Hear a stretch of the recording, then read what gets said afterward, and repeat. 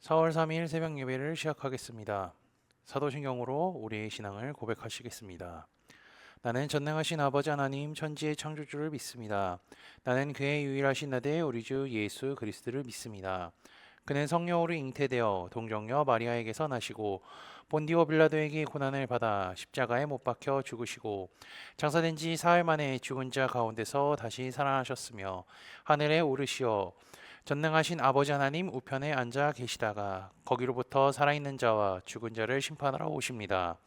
나는 성령을 믿으며 거룩한 공교회와 성도의 교제와 죄를 용서받는 것과 몸의 부활과 영생을 믿습니다. 아멘. 다 함께 찬송가 503장 찬양하시겠습니다. 세상 모두 사랑 없어 냉랭함을 아느냐 곳곳 모두 사랑 없어 탄식 소리뿐일세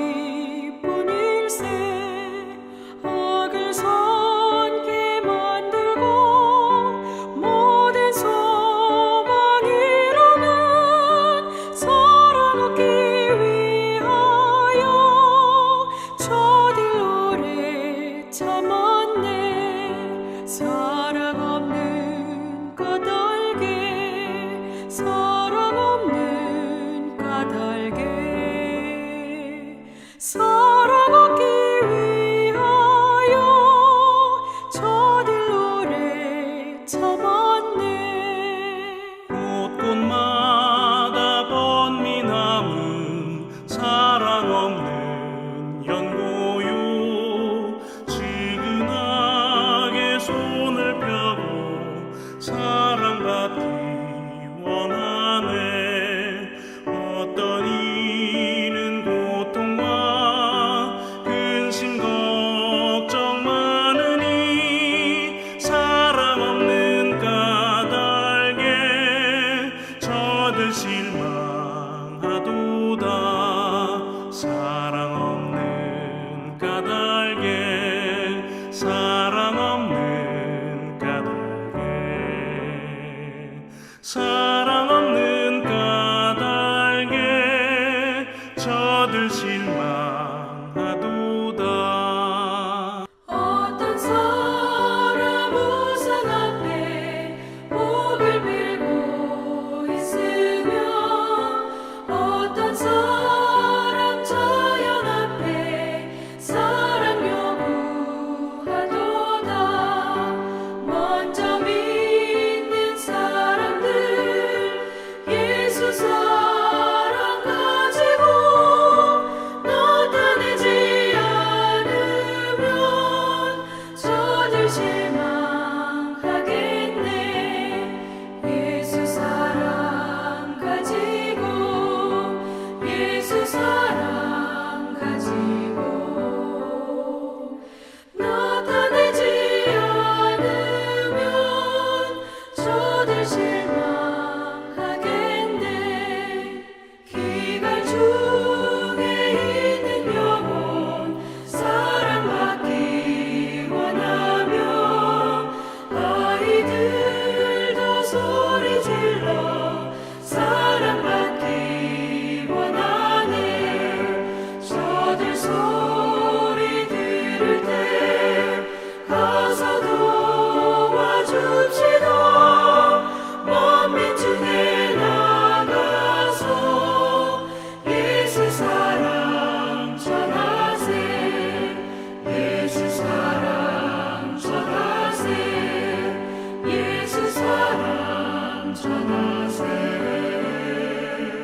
만민 중에 나가서 예수 사랑 전하세 오늘 우리 공동체의 성경 읽기 본문은 누가복음 6장입니다. 그중 20절에서 26절까지를 읽고 말씀을 나누도록 하겠습니다. 예수께서 눈을 들어 제자들을 보시고 이르시되 너희 가난한 자는 복이 있나니 하나님의 나라가 너희 것이미요 지금 줄인 자는 복이 있나니 너희가 배부름을 얻을 것이미요 지금 오는 자는 복이 있나니 너희가 웃을 것이미요 인자로 말미암아 사람들이 너희를 미워하며 멀리하고 욕하고 너희 이름을 악하다 하여 버릴 때에는 너희에게 복이 있도다.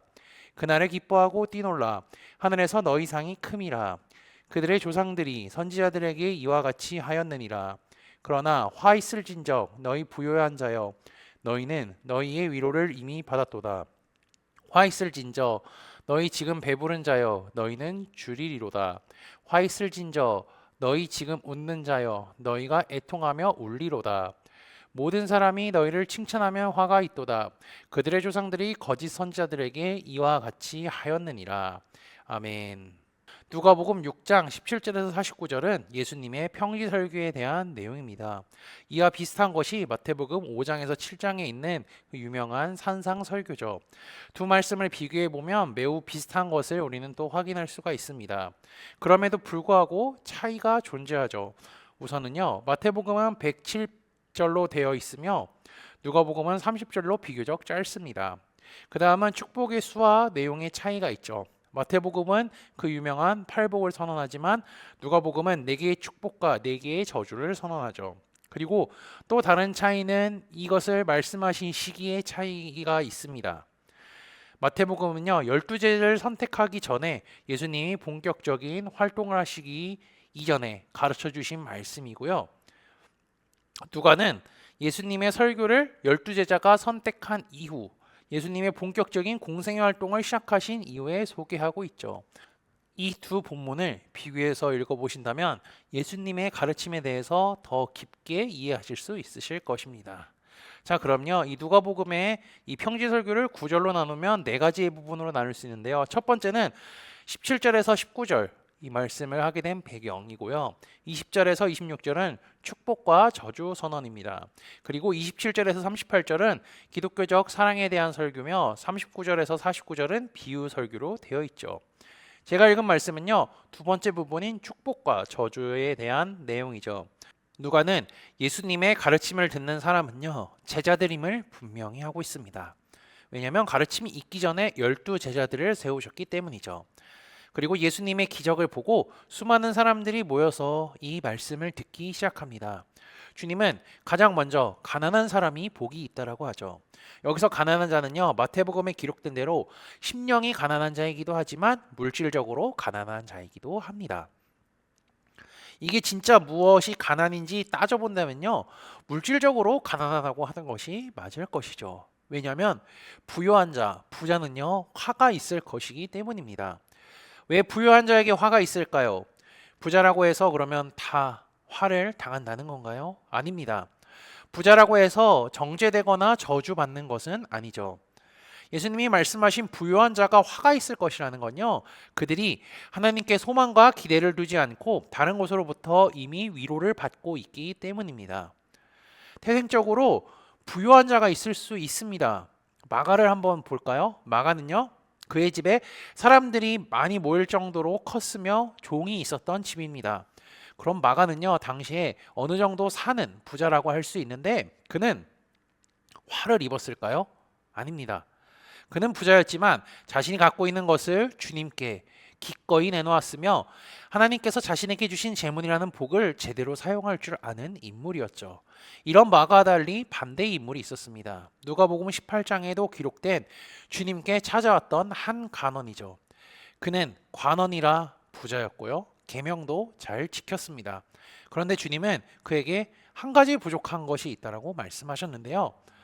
예수께서 이 말을 들으시고 이르시되 내게 아직도 한 가지 부족한 것이 있으니 내게 있는 것을 다 팔아 가난한 자들에게 나눠주라. 그리하면 하늘에서 내게 보화가 있으리라.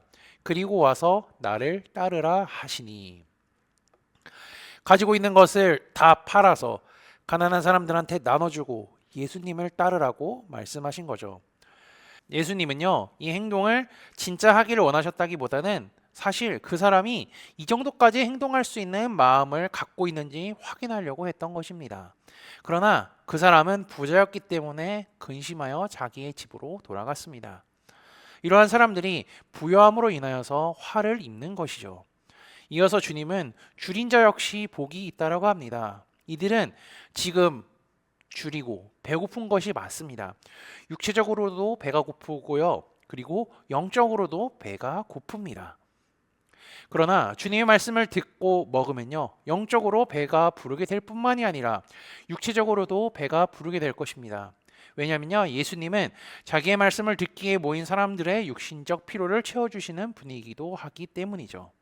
그리고 우는 자도 복이 있을 것이라 합니다. 왜 울까요? 이들은 눈에 보이지 않는 죄로 인하여서 죽을 수밖에 없습니다. 죄의 삭은 사망이기 때문이죠. 죄로 인해 죽을 수밖에 없기 때문에 슬프고 괴롭고 우는 자가 됩니다. 그러나 예수님을 믿음으로 인하여서 구원을 받게 되면요, 사망에서 생명으로 옮겨지기 때문에 웃게 될 것이라는 겁니다. 예수님을 만나 말씀을 들어 영의 양식과 육의 양식으로 이제 먹을 뿐 아니라 그분을 믿어서 사망에서 영생으로 옮겨진 자들, 이 사람들을 쉽게 표현하면 뭐라고 하죠? 어려운 말로는 성도라고 표현할 수 있으며, 이제 사도행전에 있는 표현으로 보면 그리스도인이라고 할 수 있죠. 우리 코너스톤 교회의 표현으로 하면 하나님의 친구라고 할 수 있는 것입니다. 이렇게 그리스도인들이 된 자들은요, 예수님을 믿는 사람들이기 때문에 고난이 있을 것이라 주님은 말씀하고 계시죠.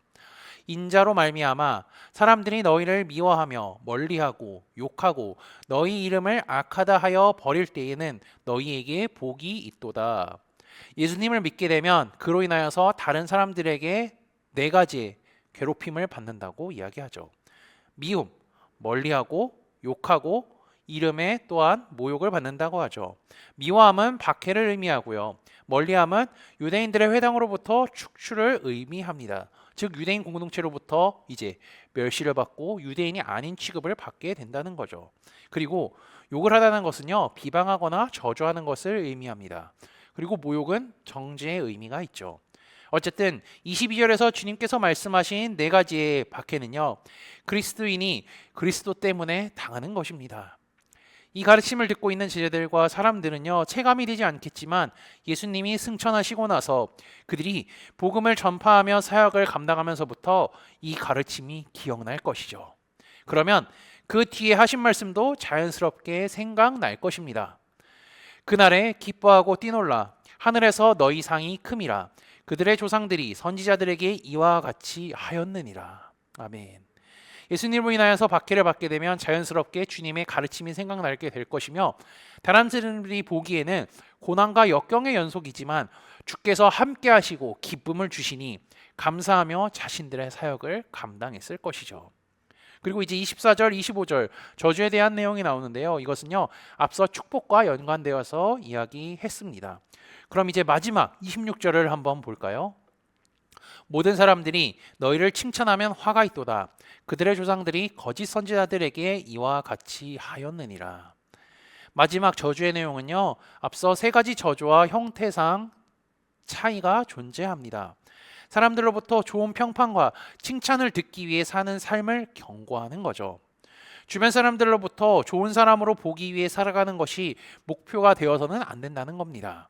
주님의 목적은 그리스도인이 좋은 사람이 되는 것이 아니라 예수 그리스도를 믿음으로 말미암아 구원받은 사람이 되게 하는 것이 목적이기 때문입니다. 구약 성경의 거짓 선지자들은요, 하나님의 말씀을 전하는 것이 아니라 사람들이 듣기 좋은 말을 마치 하나님께서 말씀하신 것처럼 거짓말하며 전했죠. 그들의 말을 들은 사람들은요, 기분이 좋았을지 모릅니다. 하지만 하나님은 화가 나셨죠. 이와 반대로 참 선지자들은요, 하나님의 말씀을 전함으로 인하여서 배척을 받을 뿐만이 아니라 목숨이 위태로운 삶을 살았던 것을 우리는 구약 성경을 통해서 확인할 수가 있습니다. 예수님은 네 가지의 축복과 네 가지의 이 저주를 통하여서 그리스도인이 어떻게 살아야 하는지 알려주고 계십니다. 예수님의 이 가르침을 기억하시며 신실하게 믿음을 지키며 살아가는 코너스톤 형제자매들이 되시기를 주님의 이름으로 축복합니다. 다 함께 찬송가 455장 찬양하시겠습니다.